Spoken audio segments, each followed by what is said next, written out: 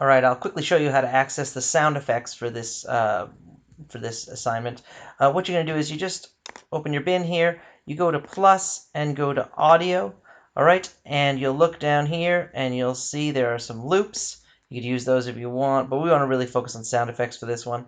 So sound effects, right, you're going to click on more, and there is just a boatload of them. If you need to do a little search up here, all right, you can search for a dog bark, play to find, click on it, and press add to add it to your project. All right, and it will end up in there with your project assets.